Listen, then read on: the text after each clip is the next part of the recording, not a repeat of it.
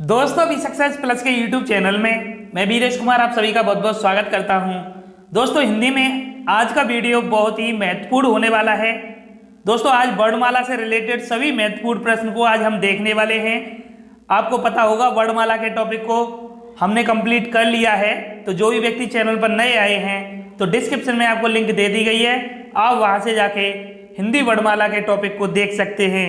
दोस्तों full detail में trick के साथ हमने वर्णमाला के टॉपिक को कंप्लीट किया है, तो प्लीज़ दोस्तों आप वहाँ से जाके अवश्य देख लें। ठीक है, तो चलिए स्टार्ट करते हैं। और जिन्होंने भी वर्णमाला का टॉपिक देखा है तो यकीन करना दोस्तों आज के जितने भी क्वेश्चन होने वाले हैं आप सभी का सही आंसर देने वाले हैं। ठीक है, तो चलिए अब देखते हैं क्या सीखा आपने और खुद को जांचते हैं। ठीक है, तो चलिए बहुत ही महत्वपूर्ण प्रश्नों को यहाँ पर शामिल किया गया है, तो प्लीज़ वीडियो को अंत तक देखना। जितने भी क्वेश्चन हैं सभी को अच्छे से कवर करने की कोशिश करना। ठीक है, तो चलिए शुरू करते हैं। तो दोस्तों पहला क्वेश्चन है हमारा कि भाषा की सबसे छोटी इकाई है। तो बताइए दोस्तों, सबसे पहले जब स्टार्ट किया था वर्णमाला को तो यही आपको बताया था कि भाषा की सबसे छोटी इकाई क्या होती है। तो बताइए क्या है इसमें, शब्द, व्यंजन, स्वर या वर्ड। तो क्या है इसका राइट आंसर।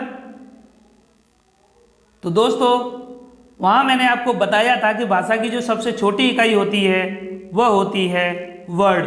वर्ड को ही हम ध्वनि भी कहते हैं। ठीक है, तो ये मैंने आपको वहाँ पर बताया था और आगे भी बताया था कि वर्ड के बाद में आता है हमारा अक्षर और अक्षरों से मिलकर बनता है हमारा शब्द और शब्दों के बाद मिलता है पदबंध, पदबंध के बाद बनता है उपवाक्य और उपवाक्य के बाद बनता है वाक्य। तो बहुत अच्छे तरीके से हमने सबसे पहले यहीं से स्टार्टिंग की थी वर्णमाला में। ठीक है, तो फिर से मैं आपसे कह देता हूँ जो भी व्यक्ति चैनल पर नए हैं तो प्लीज़ डिस्क्रिप्शन में आपको लिंक दे दी गई है, आप वहाँ से जाकर वर्णमाला की टॉपिक को देख सकते हैं। ठीक है, वहाँ पर हमने सभी पॉइंट्स को कंप्लीट किया है बहुत अच्छे तरीके से।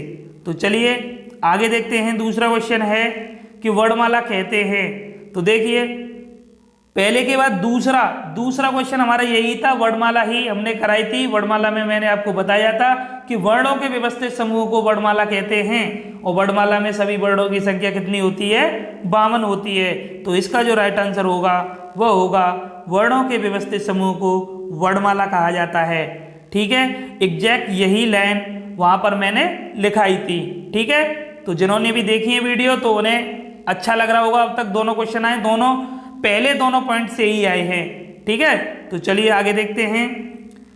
निम्न में से कंठे ध्वनियाँ कौन सी है। तो बताइए, बहुत ही अच्छी ट्रिक के माध्यम से हमने जो हमारे उच्चारण की जो ध्वनियों के जो उच्चारण स्थान होते हैं उन सबको मैंने कराया था। ट्रिक क्या थी शायद आपको पता होगा। तो ट्रिक थी हमारी KTM 2। क्या थी, KTM 2। तो इस ट्रिक के माध्यम से जितने भी उच्चारण स्थान थे और सभी को हमने देखा कि कौन सा वर्ड किस स्थान से बोला जाता है।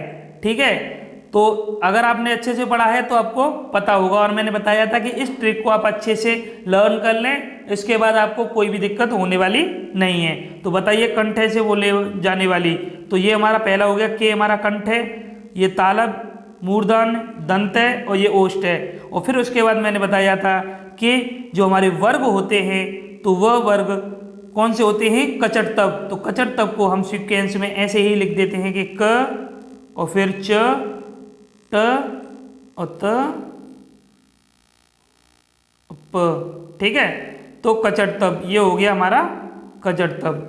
ठीक है, तो उसके बाद में अब ऑप्शन में क्या कह रहा है तो देखते हैं। तो इसमें जो कंठे में आता है तो हमारा क वर्ग आता है, तालु में हमारा च वर्ग आता है, मूर्धा में हमारा ट वर्ग आता है, दंते में त वर्ग आता है और ओष्ठे में प वर्ग आता है। और प्रत्येक वर्ग में 5-5 वर्ड होते हैं। तो ये सब हमने वहाँ पर बताया था और अच्छे से कवर भी कराया था। इसके अलावा भी कुछ और वर्ड होते हैं जो इसमें शामिल किए जाते हैं, तो वो भी वहाँ पर अच्छे से हमने बताए थे ट्रिक के माध्यम से। ठीक है, तो चलिए तो यहाँ पर देखते हैं। तो कंठे में आता है हमारा क वर्ग, तो यहाँ पर कह रहा है तो कंठे ध्वनियाँ कौन सी हैं। तो कंठे ध्वनियाँ कौन सी होंगी, कंठे ध्वनियों में आता है क वर्ग। ठीक है। तो क ख ग घ अंगा, तो ये पांचों आएंगे हमारे कंठे ध्वनियों में, ठीक है। तो क्लियर है, आसानी से आपने लगा लिया होगा, ठीक है। एक बार जब भी आप एग्जाम में बैठो, आपके पास अगर जो चरण स्थान है तो उससे अगर क्वेश्चन आए तो एक बार आप ट्रिक को लिख लो, और ट्रिक को लिखने के बाद में जितने भी पॉइंट्स है वहीं पर नोट डाउन कर लो, फिर उसके बाद में आपको कोई दिक्कत होने वाली नहीं है, आप आसानी से लगा लोगे, ठीक है। तो चलिए आगे का क्वेश्चन है हमारा चौथा, स्थान के आधार पर बताइए कि मूर्धन्य व्यंजन कौन से हैं। तो बताइए आप मूर्धन्य बताना है। तो दोस्तों क्या थी हमारी ट्रिक कि KTM 2, KTM 2।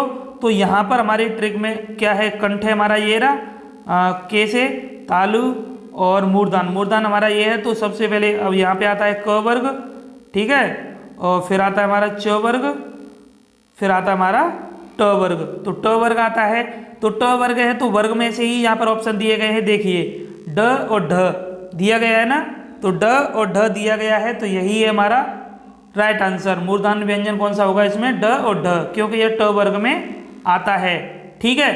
क्लियर हो गया। चलिए आई होप आपकी समझ में अच्छे से आ रहे होंगे, जिस तरीके से हमने ट्रिक कराई थी अभी तक आपको कोई दिक्कत नहीं हो रही होगी, ठीक है। जितने भी कराए हैं सभी वही से पूछे जा रहे हैं, और यही नहीं दोस्तों, वर्णमाला से रिलेटेड कोई भी क्वेश्चन आपका एग्जाम में आएगा, आपका गलत नहीं होगा, यकीन करना, ठीक है। चलिए आगे है कि निम्न में से अल्प प्राण वर्ड कौन से हैं।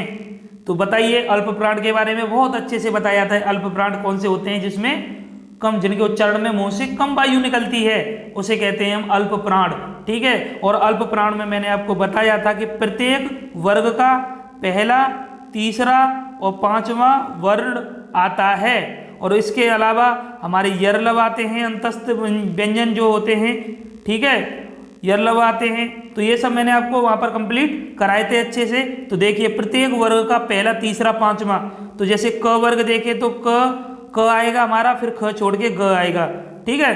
तो इसमें दोस्तों क्या होगा राइट आंसर हमारा, तो ये रहा क और ख छोड़ के ग आ रहा है, ठीक है। तो ये है हमारा राइट आंसर इसमें अल्प प्राण वर्ड, ठीक है।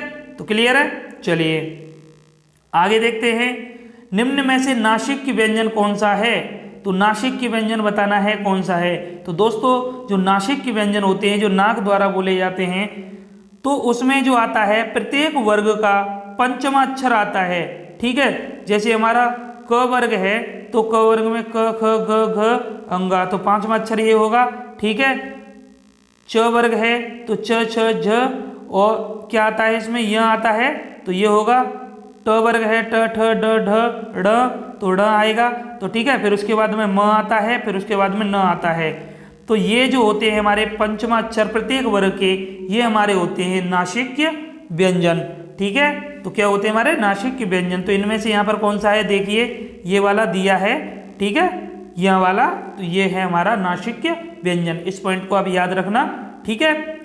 चलिए ए और छोटी ए और बड़ी ए वर्ड क्या कहलाते हैं। तो बताइए नासिक्य, मूर्धन्य, ओष्ठ्य, कंठ, तालव्य। तो चलिए दोस्तों देखते हैं। तो ट्रिक क्या थी हमारी, KTM 2, ठीक है, KTM 2। तो उसके अलावा यहाँ पर हमारा क्या कचट तब वर्ग आते थे, तो यहाँ पर क च, तो इन वर्गों में से व्यंजन में से तो पूछा नहीं गया है, ये हमारा स्वर है। तो उसके अलावा जो आते थे तो मैंने बताया था कि कंठे में और क्या आता है, अ आह, क्या आता है, अ आह, तो ये आता है। और हमारा तालु में क्या आता है, ई यशज्ञ, तो ये बताया था ना, इसी तरीके से बताया था आपको, ई और यश यज्ञ, ठीक है, तो ज्ञ, तो ये आता है। तो दोस्तों इन दोनों से ही पता चल रहा है, देखिए क्योंकि छोटी ए और बड़ी ए हमारे ये जो होते हैं संयुक्त स्वर होते हैं। तो ये बताया था जब आ में ई को प्लस कर देते हैं तो ये हमारे संयुक्त स्वर बनता है।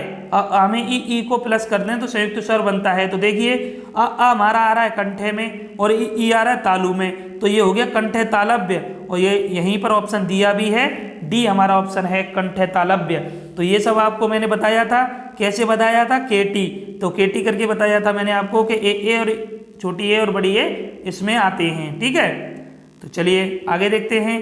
तो दोस्तों 8वां क्वेश्चन है हमारा कि हिंदी वर्णमाला में अयोगवाह वर्ड कौन से हैं। तो बताइए अयोगवाह के बारे में मैंने बताया था, जब वर्णमाला का क्लासिफिकेशन किया था तो उसमें मैंने बताया था आपको कि स्वर कितने होते हैं, हमारे 11 स्वर होते हैं और 39 व्यंजन होते हैं और 2 हमारे अयोगवाह होते हैं। जो अयोगवाह होते हैं वह कौन से होते हैं, ये होते हैं छोटी अंग और बड़ी अंग, ठीक है। तो इसे हम कहते हैं अनुस्वर और इसे कहते हैं विसर्ग। तो ये हम अच्छे से पढ़ चुके हैं, ठीक है दोस्तों। हमारे चैनल पर आपको हिंदी की तैयारी फुल डिटेल में और एक सिस्टमेटिक वे में कराई जा रही है, ठीक है, कराई जाएगी आगे भी। तो आप हमारे चैनल के साथ जुड़े रहिए दोस्तों। और प्लीज़ अगर वीडियो आपको अच्छी लगे और जो आज का जो सेट आपको कराया जा रहा है इसमें दिए गए क्वेश्चन आपके लिए हेल्पफुल हों और आपको पसंद आई हों, ठीक है, तो वीडियो को शेयर करना और प्लीज़ चैनल को सब्सक्राइब करना दोस्तों, ठीक है। इसी तरीके से हम अपनी स्ट्रेटजी के माध्यम से पढ़ाई करते रहेंगे। पहले हम टॉपिक को पढ़ेंगे, फिर उसके बाद में उससे रिलेटेड जितने भी महत्वपूर्ण प्रश्न होंगे सभी को कराया जाएगा, ठीक है। तो यही एक बेहतरीन तैयारी के लिए स्ट्रेटजी होनी चाहिए, ठीक है, क्योंकि टॉपिक करने के बाद में पता तो चलना चाहिए कि इस टॉपिक से रिलेटेड किस तरह के क्वेश्चन पूछे जाते हैं, ठीक है। तो चलिए आगे देखिए, 9वां क्वेश्चन है हमारा कि निम्न में बताइए कि किस शब्द में द्वित्व व्यंजन है। तो दोस्तों द्वित्व व्यंजन मतलब पुनः, इलाहाबाद, दिल्ली, उत्साह, तो किस में द्वित्व व्यंजन है। तो द्वित्व व्यंजन कौन सा होता है, एक ही व्यंजन 2 बार आए, एक हाफ एक फुल, तो इसमें है दिल्ली, ठीक है। तो इसमें कौन सा है, दिल्ली है हमारा द्वित्व व्यंजन, तो इसे आप याद रखना, ठीक है दोस्तों। तो चलिए आगे देखते हैं। आगे है स श स ह कौन से व्यंजन कहलाते हैं। तो बताइए दोस्तों, अच्छे से आपको बताया था कि जो स स स होते हैं वह कौन से व्यंजन कहलाते हैं, प्रकंपी, स्पर्शी, संघर्षी या स्पर्श संघर्षी। थोड़ा ऑप्शन में चेंजिंग किया गया है दोस्तों। तो इस जो हमारे स श श होते हैं वो हमारे ऐसे व्यंजन होते हैं जिनके उच्चारण में शरीर में गर्मी पैदा हो जाती है, तो इन्हें हम वैसे पढ़ते हैं तो बोलते हैं ऊष्म व्यंजन। क्या बोलते हैं, ऊष्म व्यंजन, ठीक है। लेकिन इन्हें बोलने में संघर्ष करना पड़ता है, तो इसलिए इसका जो राइट आंसर है वह है संघर्षी।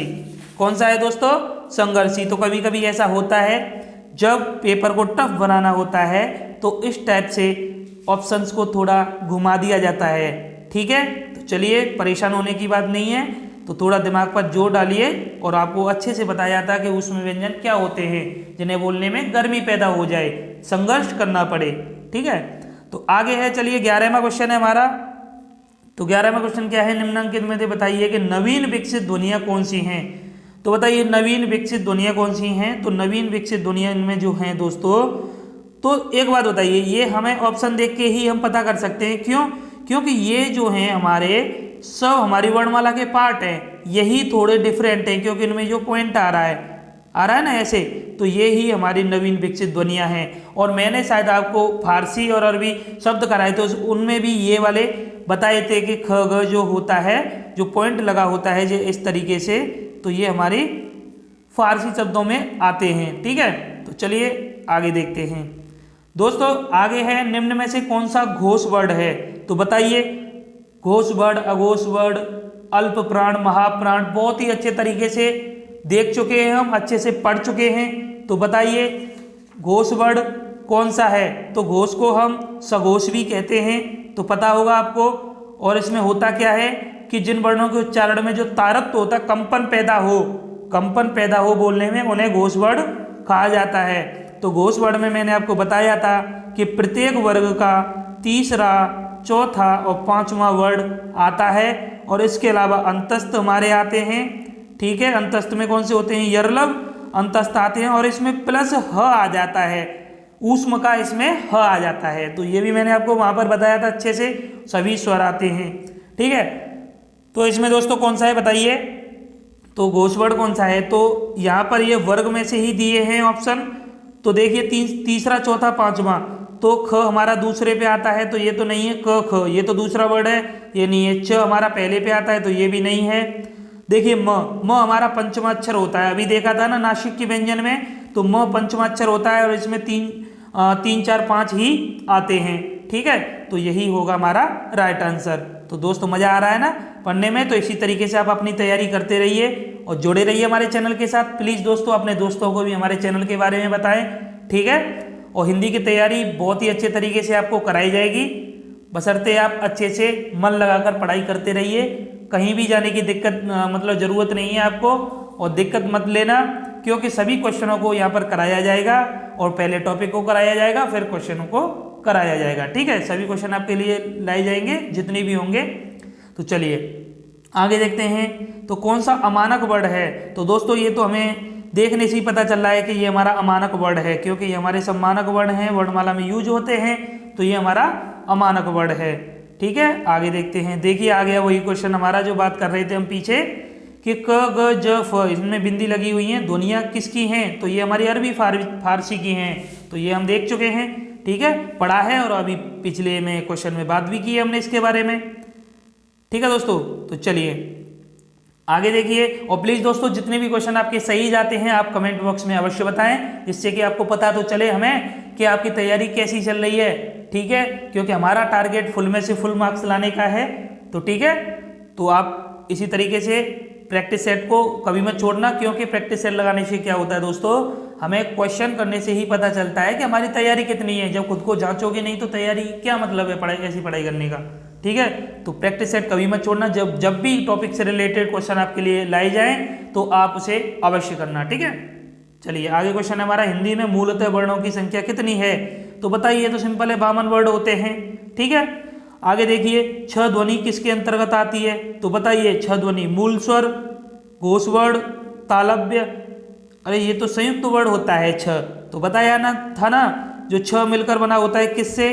क और प्लस ये हमारा पेट चीरस इससे मिलकर बना होता है, और यहाँ पर हलंत होता है, इसका आप जरूर याद रखें। ठीक है, हलंत को आप भूलना मत, यहीं से गलती होती है। तो इससे मिलकर बना होता है हमारा छ वर्ड। ठीक है, चलिए हिंदी शब्दकोश में छ का क्रम किस वर्ड के बाद आता है? तो देखिए आ गया वही क्वेश्चन, और इस क्वेश्चन को गलत करने की संभावना अधिक रहती है। क्यों? क्योंकि इसमें कहा गया है कि छ का क्रम किस वर्ड के बाद आता है। तो ज़्यादातर स्टूडेंट क्या करेंगे, जैसे पढ़ते हैं ना छत्र ज्ञान पढ़ते हैं ना, तो जो छत्र ज्ञान होता है वहाँ से इसका क्रम पता नहीं चलेगा, क्योंकि ये जो छ हमारा मिलकर बना होता है, यह बना होता है क प्लस पेट चीरश से, ये सब मैंने आपको पढ़ाए हैं। ठीक है, तो इसमें हलंत होता है, तो इसका जो क्रम होता है वह क के बाद आता है, तो इसमें आंसर लगता है क। ठीक है, तो इसमें आंसर कौन सा आएगा? क आएगा। ठीक है, तो याद रखना इसे। चलिए आगे देखते हैं। आगे है, ज्ञ वर्ड किन वर्णों के संयोग से बना है? तो देखिए, जो ज्ञानी वाला ज्ञ होता है यह किससे मिलकर बना होता है? इसकी मैंने आपको ट्रिक कराई थी कि ज्ञ कैसे बनता है, ऐसे बनता है। ठीक है, ज्ञ के अलावा और ऐसे क्या बनता है? हमारा ज बनता है। ठीक है, और हम आगे भी एक और जो हमने ट्रिक में लिया था वह भी ऐसे ही बनता है, ऊपर से ऐसे और मिला दिया तो ये बनता है ऐसे। तो ये होती है इसकी ट्रिक। तो इसमें लगा देते हैं हलंत, तो आंसर हो गया। देखिए, तो ये हो गया ना आंसर, ये नहीं होगा। देखिए ध्यान दीजिए करिए, इसमें हलंत नहीं है, आंसर होगा ये वाला। ठीक है, तो ये आपको ध्यान देना है, जल्दबाजी में आपको आंसर नहीं लगाना है, जल्दी जल्दी में लगा के तो आ जाते हैं, फिर काउंट कर लेते हैं कि ये हमारा सही है। जब आंसर की आती है तो फिर ऊपर नीचे देखते हैं क्या हो गया, है ना। तो बड़े आराम से तसल्ली से लगाना है। ठीक है, सिंपल क्वेश्चन देख के बड़े बौखला जाते हैं, जल्दी से जल्दी लगाने की पड़ती है, तो ऐसा नहीं करना है आपको, बहुत ही समझ बूझ के साथ लगाना है। तो चलिए आगे क्वेश्चन है हमारा, अघोष वर्ड कौन सा है? तो बताइए दोस्तों, घोष में मैंने बताया था क्या 3 4 5 आते हैं, अघोष में क्या आएंगे 1 और 2। ठीक है, 1 2 जो रह जाते हैं 1 2, उसके बाद ऊष्म में आते हैं स स श, क्योंकि ह को हमें उसमें शामिल कर लिया था घोष वर्ड में। ठीक है, तो देखिए इसका राइट आंसर क्या है? तो इसका जो राइट आंसर है वो आपको दिख गया होगा अब, तो इसका राइट आंसर है स। ठीक है, श हो गया ना। तो अच्छा लग रहा है ना करने में। तो चलिए आगे देखिए, घ का उच्चारण स्थान कौन सा है? तो बताइए घ का उच्चारण स्थान, तो ये यहीं से बार बार ट्रिक को क्या लिखें, ट्रिक तो हम पढ़ ही चुके हैं। तो घ को ये देखिए, ये आता कौन से वर्ग में है? तो बताइए कौन से वर्ग में आता है हमारा घ? तो क वाले वर्ग में ही आता है, क ख ग घ, तो हमारा हो गया कंठय, क पे कंठय होता है। ठीक है, तो हो गया कंठय।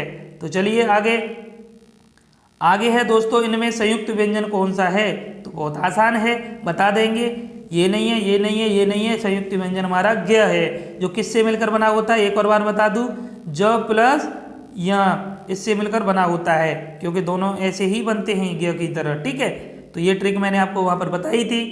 ठीक है, चलिए निम्नलिखित में से कौन सा वर्ड उच्चारण की दृष्टि से दंते नहीं है, तो बताइए कौन सा इसमें दंते नहीं है, जो दांत से नहीं बोला जाता है। तो एक बात बताइए, दंते में आता कौन सा वर्ग है सबसे बाद में, तो सबसे बाद में नहीं, दंते आता है बीच में। तो KTM 2, चलो एक बार लिख लेते हैं, KTM 2, तो दंते हमारा ये है। तो क च ट तप, तो त वर्ग आता है इसमें हमारा। ठीक है, तो त वर्ग में देखिए कौन सा दृष्टि से दंते नहीं है यह कहा गया है, तो कौन सा दंते नहीं है, तो त थ द ध न, तो देखिए हाँ हो गया। तो ट नहीं है इसमें, क्योंकि ट वर्ग हमारा इसमें आता है, कचट कचट तप, ट वर्ग इसमें आता है मूर्धा में। ठीक है, तो ट वर्ग आता है हमारा इसमें, कचट तप, तो ट इसका राइट आंसर नहीं है। ठीक है, चलिए और सब ये हमारे त वर्ग के ही पार्ट है। त थ द भी आता है, न हमारा लास्ट में आता है, ये पंचमा अक्षर। ठीक है दोस्तों, तो चलिए आगे देखते हैं। जिन शब्दों के अंत में अ आता है उन्हें क्या कहते हैं, तो बताइए जिन शब्दों के अंत में अ आता है उन्हें क्या कहा जाता है। तो इसे आप याद रखना, ये थोड़ा अलग से है हमारा क्वेश्चन, ये हमने वर्णमाला में नहीं पढ़ा है, इसका प्रयोग आगे हम करेंगे। तो जो जिनके अंत में अ आता है उन्हें दोस्तों अकारांत कहते हैं। क्या कहते हैं? अकारांत। एक होता है अकारांत, एक होता है आकारांत। क्या होता है? एक होता है आकारांत। ठीक है, तो ये होता है हमारा अकारांत और अकारांत। होता क्या इसमें दोस्तों, अकारांत वे होते हैं जिनके अंत में केवल आ आता है, जैसे हमने लिखा राम, ठीक है, किताब, तो ये सब अकारांत में आएंगे क्योंकि अंत में केवल आ रहा है। वहीं आकारांत की बात करें उसमें आता है आ, उसमें बाद में आता है आ। ठीक है, तो आ में जैसे हम कुछ देखें, जैसे आ में तो मथुरा, रा तो आ रहा है बाद में, मथुरा, तो इस तरीके से आता है अकारांत और आकारांत। ठीक है दोस्तों, तो याद रखना इस बात को। चलिए, छ वर्ड किसके योग से बना होता है, तो बताइए, ये हमने बताया था अभी। तो क और पेट चीरा स के योग से बनता है छ। ठीक है, तो क्लियर है। चलिए, हिंदी वर्णमाला में स्वरों की कुल संख्या कितनी है, तो यहाँ पर देखिए कुल संख्या पूछी गई है। क्या पूछी गई है? कुल संख्या पूछी गई है, तो कितनी है बताइए। तो यहीं से हमारे क्वेश्चन में थोड़ा क्या होता है, टिपिकल क्वेश्चन ये ऐसे ही बनता है, जल्दबाजी में पढ़ लेते हैं, 11 लगाकर भागाते हैं। ठीक है, तो इसका जो राइट आंसर होगा वो होगा 13, क्योंकि यहाँ पर कुल संख्या पूछी गई है। ठीक है दोस्तों, ये सभी मैंने जो कन्फ्यूजिंग पॉइंट थे एंड में कराए थे।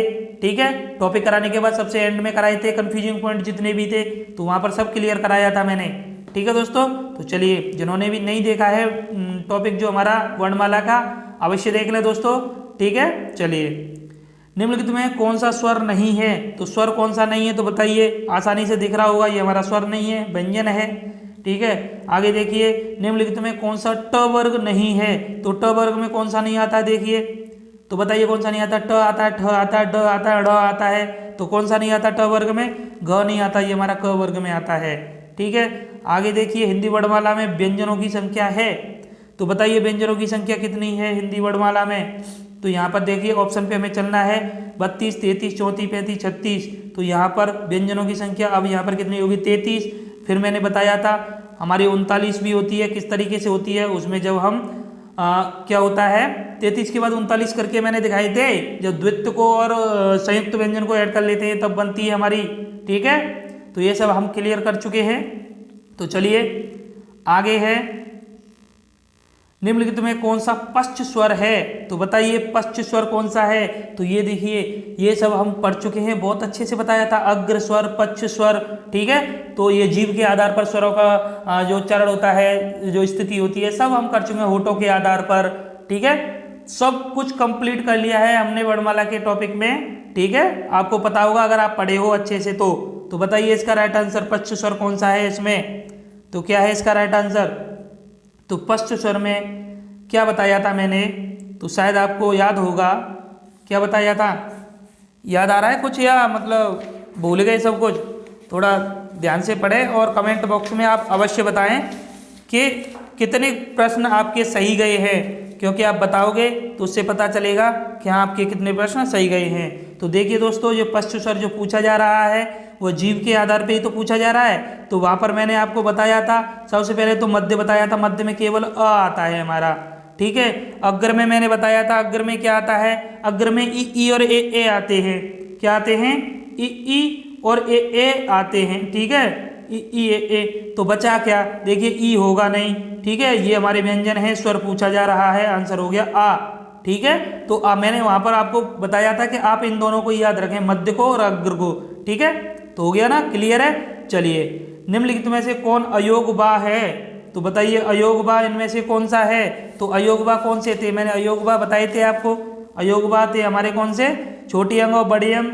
तो ठीक है, उनमें जो छोटे अंग को कहते हैं हम अनुस्वर्ग और बड़ी अंग को कहते हैं विसर्ग। तो विसर्ग हो गया हमारा अयोगबा, ठीक है। आगे देखिए 31वां, छ ध्वनि का उच्चारण स्थान है। तो बताइए छ ध्वनि का उच्चारण स्थान कौन सा है। तो सबसे पहले देखेंगे ट्रिक को, क्या बार बार लिखेंगे, वो तो आप लिख लेंगे और आप जांचेंगे, ठीक है। तो बताइए छ ध्वनि का उच्चारण स्थान कौन सा है। तो हमारा कौन से वर्ग में आता है छ हमारा कौन से वर्ग में आता है, हाँ कौन से में आता है, च में आता है ना, कचट तब। तो च किस में आता है, देखिए चलो लिख देते हैं, आप भी मानोगे नहीं, KTM 2 बार बार लिखोगे तो और अच्छे से याद होगा। तो क इसमें के में आएगा हमारा क वर्ग, इसमें आएगा च वर्ग, क्योंकि लिखते हैं ना कचट तब। तो च में आता है हमारा 6, तो ये किस में आएगा, तालव्य में, ठीक है दोस्तों, क्लियर हो गया ना। लिखते ही आपका आंसर निकल कर आ जाता है, केवल ट्रिक लिखते ही KTM 2, ठीक है। तो चलिए, बहुत बेहतरीन ट्रिक है ना। आगे देखिए 32वां प्रश्न है हमारा कि निम्नलिखित में से कौन एक संयुक्त व्यंजन नहीं है। तो देखिए दोस्तों, ये हमारा संयुक्त है, ये भी संयुक्त है, ये भी संयुक्त है, सॉरी। इसके बाद ये हमारा संयुक्त व्यंजन नहीं है, ठीक है, ये हमारा संयुक्त व्यंजन नहीं है, क्योंकि इसके साथ मिलकर तो हमारे छ का निर्माण होता है, क प्लस पेट चीरस के साथ। आगे देखिए तालव्य व्यंजन, तो तालव्य व्यंजन कौन से हैं, तालव्य में कौन सा आता है। तो देखिए फिर से लिख देते हैं KTM 2। तो कंठ है तालव्य, तो त में आता है क च वर्ग, तो च वर्ग पूरा हो गया इसमें, ठीक है, च वर्ग दिया है हमें, तो हो गया इसका राइट आंसर। आगे है यरलव किस वर्ग के व्यंजन हैं। तो बताइए यरलव कौन से हैं। तो यरलव आपको बताए थे, यरलव होते हैं अंतस्थ, कौन से होते हैं, अंतस्थ, ठीक है। और ऊष्म में कौन से आते हैं, श श श ह। तो ये सब आप पढ़ चुके हैं। अनुनासिक का संबंध होता है। तो बताइए अनुनासिक का संबंध किससे होता है, केवल नाक से, केवल मुंह से, नाक और मुंह दोनों से, इनमें से कोई नहीं। तो इसका राइट आंसर क्या होगा, लगा लिया होगा आपने, है ना, यही लगाया होगा ना, सही है ना। तो ठीक है, यही गलत है आपका, ठीक है। तो नाक और मुंह दोनों से होता है अनुनासिक का संबंध, मुंह बंद करके नाक से बोला नहीं जा सकता, ठीक है। नाक और मुंह दोनों से होता है अनुनासिक का संबंध, जिसमें नाक से भी हवा निकलती है, ठीक है दोस्तों। तो चलिए आगे देखते हैं, अनुनासिक व्यंजन कौन से होते हैं। तो बताइए अनुनासिक व्यंजन कौन से होते हैं। तो बताया था अभी आपको कि पीछे कि वर्ग का जो पंचमाक्षर होता है वही अनुनासिक व्यंजन होते हैं, ठीक है, पढ़ चुके हैं हम। चलिए आगे देखिए, हिंदी वर्णमाला में स्वरों की संख्या है तो कितनी है। सबसे लास्ट में सबसे अच्छा क्वेश्चन है ना, बार बार पूछा जाता है एग्जाम में। तो कितनी है, स्वरों की संख्या है, केवल यही बोला गया है कि स्वरों की संख्या है, तो कितनी है, 11। क्या कितनी है, 11, ठीक है दोस्तों। तो हो गया ना, क्लियर है। तो दोस्तों हिंदी वर्णमाला से रिलेटेड जितने भी क्वेश्चन थे हमने इस वीडियो में शामिल किए। तो वीडियो आपको कैसी लगी, क्वेश्चन आपको कैसे लगे, तो प्लीज़ कमेंट बॉक्स में अवश्य बताएं और अपना रिजल्ट दें, ठीक है। सुन लीजिए, जाइए मत, और प्लीज़ चैनल को सब्सक्राइब करना मत भूलना दोस्तों, ठीक है। और हमारे चैनल के साथ आप जुड़े रहिए, हिंदी की तैयारी आपके लिए बहुत ही बेहतरीन तरीके से होने वाली है, ठीक है। बहुत ही अच्छा कंटेंट आपको मिलने वाला है। तो प्लीज़ दोस्तों आप जुड़े रहिए। Thanks for watching. जय हिंद, जय भारत दोस्तों।